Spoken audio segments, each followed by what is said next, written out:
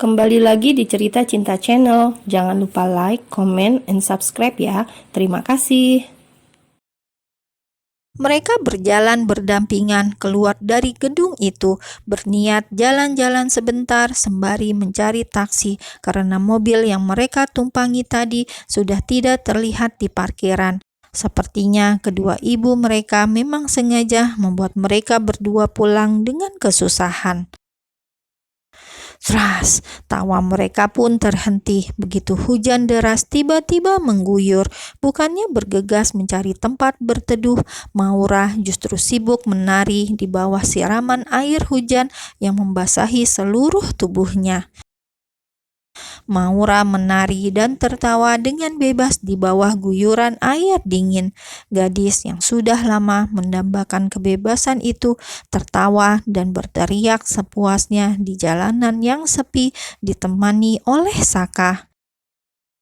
Saka termangu menatap wajah cerah Maura yang menampilkan senyuman cantik yang begitu mempesona.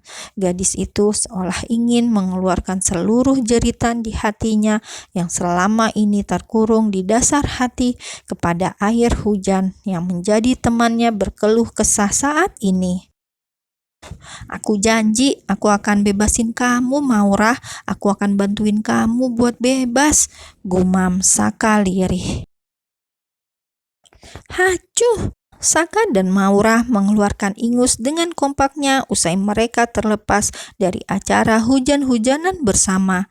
Dengan tubuh menggigil, Saka dan Maura duduk di ruang tamu dalam balutan selimut tebal dan minuman panas yang menghangatkan perut. Kalian ini ngapain aja sampai bisa hujan-hujanan gini sih? Omel Alisa sembari menggosok rambut Saka dengan kencang hingga membuat kepala laki-laki tampan itu terguncang ke sana kemari. Kamu gak neduh, Maura? Kalian nonton di mana sih? Gedung bioskopnya kebanjiran, cetus Bu Rizal. Maura dan Saka saling melirik, kemudian tertawa kecil tanpa menanggapi omelan ibu mereka. Alisa dan Bu Rizal mulai bisa bernafas lega begitu melihat senyum merekah dari wajah Maura. Misi mereka untuk menyenangkan Maura pun berakhir dengan sukses, meskipun para ibu itu tak tahu cerita di balik senyuman Maura. Maura kayaknya udah balik ceria lagi, cetus Alisa begitu senang. Usahanya tak berakhir sia-sia. Saya juga senang akhirnya Alisa udah mau senyum lagi. Kelihatannya dia juga mulai akrab lagi sama Saka, tukas Bu Rizal. Semoga aja Maura dan Saka bisa akrab lagi seperti dulu, ujar Bu Rizal penuh harap. Ini informasi tentang Rafael Hartono dan keluarganya. Seorang pria berwajah garang menyodorkan amplop coklat berisi kumpulan berkas pada Ibu Tiri Maura. Wanita itu membuka amplop tersebut dan melihat foto Maura bersama dengan Saka di depan bioskop. Apa ini putra Rafael, pria yang akan dinikahkan dengan Priska? Sepertinya begitu, bos. Detail alamat dan data tentang keluarga Rafael sudah ada lengkap di dalam amplop. Ibu tiri Maura itu menarik lembar kertas yang berisi informasi mengenai Saka dan Rafael. Wanita itu membaca detail informasi mengenai Saka dan menatap lekat foto putra sulung Rafael itu. Apa sudah ada tanda-tanda mereka akan melangsungkan pernikahan dalam waktu dekat? Tanya wanita itu. Pria berbadan kekar itu pun menggelengkan kepala pelan. Ibu tiri Maura menyunggingkan senyum licik, kemudian memberikan perintah baru pada bawahannya. Kumpulkan semua anak buahmu dan bawa senjata kalian. Kita harus bisa mendapatkan Priska kembali sebelum gadis itu memperoleh warisan dari ayahnya. Titah wanita kejam itu. Puluhan preman mulai bersiaga di kegelapan malam sembari mengantongi pistol yang sudah dipenuhi dengan peluru. Ibu tiri dari Maura itu bersiap untuk menerobos ke rumah keluarga Saka untuk merebut kembali Maura. Ingat, jangan sampai kalian melukai anggota keluarga Rafael Hartono. Jangan tinggalkan jejak apapun, sabotase sambungan listrik mereka, dan hancurkan semua CCTV, serta black box kendaraan di sekitar rumah Rafael. Kita hanya perlu membawa Priska kembali, ujar wanita itu memberikan pengarahan pada anak buahnya. Rafael Hartono bukan orang sembarangan. Jangan sampai masalah ini mencuat ke publik, apalagi sampai mengundang aparat hukum. Kita harus membuat Rafael tidak bisa melayangkan tuntutan pada kita. Setelah semuanya siap, Ibu Tiri Maura itu pun bersiap untuk menjemput sumber harta karunnya. Wanita itu bahkan turun tangan sendiri menjemput Maura ke kediaman keluarga Saka. Tepat saat tengah malam di mana semua orang di rumah Saka sudah terlelap, Ibu Tiri dari Maura pun menerobos masuk tanpa permisi usai menghancurkan seluruh kamera pengintai dan menyingkirkan semua saksi mata. Wanita itu membuka pintu kamar Maura dan melihat sumber uangnya itu tengah tertidur pulas tanpa beban di ranjang yang empuk.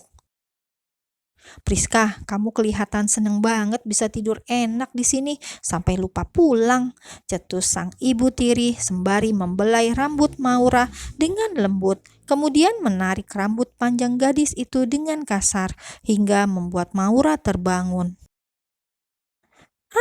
Maura memekik kencang, lalu membuka matanya lebar-lebar. Gadis itu terkejut bukan main saat ia melihat wanita yang paling ditakutinya tiba-tiba muncul di hadapannya. Bak mimpi buruk yang kembali terulang. Maura tak menyangka dirinya benar-benar akan dijemput paksa oleh sang ibu tiri.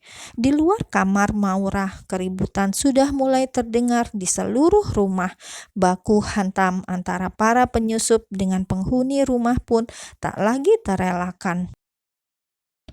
Prang, brak, kegaduhan makin riuh dengan suara barang-barang yang ikut hancur dan menjadi korban adu pukul orang-orang di luar sana. Brak, pintu kamar Maura langsung terbuka lebar dan Saka muncul dari balik pintu. Pria itu langsung berlari menghampiri Maura, tapi langkahnya terhenti saat ibu tiri Maura menodongkan pistol ke kepala anak tirinya itu. Berhenti di sana dan jangan bergerak atau kau akan melihat kepala gadis ini hancur di depan matamu, ancam wanita itu pada Saka. Saka dibuat tak berkutik oleh wanita kejam itu. Laki-laki itu mengepalkan tangan kuat-kuat tanpa bisa melakukan apapun untuk menolong gadisnya yang ketakutan. Rafael ikut muncul di kamar Maura dan berusaha mendekat ke arah Maura yang tengah disandra oleh sang ibu tiri. Saka bergegas menahan sang ayah agar tidak mendekat pada wanita yang tengah membawa pistol itu. Ini penyerangan, kau tidak akan bisa lari begitu polisi muncul, sungut Rafael sembari menatap wanita berbusana hitam yang tengah menodongkan pistol pada Maura. Ibu tiri dari Maura tertawa terbahak-bahak begitu ia mendengar kata polisi meluncur dari mulut Rafael.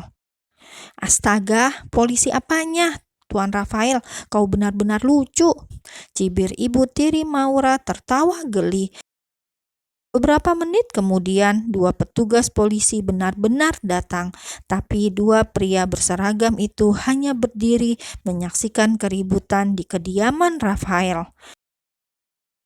Ayah dan anak itu dibuat melongo saat polisi yang telah mereka hubungi ternyata bersekongkol dengan ibu tiri Maura. Saka dan Rafael tak dapat berbuat banyak saat tahu bala bantuan yang mereka harapkan justru berpihak pada wanita jahat itu. Aku harus lari kemana sekarang? Polisi sudah datang. Haruskah aku mulai berpamitan? Cetus wanita itu diiringi tawa mengejek. Wanita licik, kau menyuap polisi, geram Rafael. Ibu tiri Maura kembali memperlihatkan gelak tawa penuh kepuasan di depan dua pria. yang memperlihatkan raut wajah keputusasaan. Tuan Rafael, kau harus menyelidiki dulu siapa lawanmu sebelum kau mendeklarasikan perang.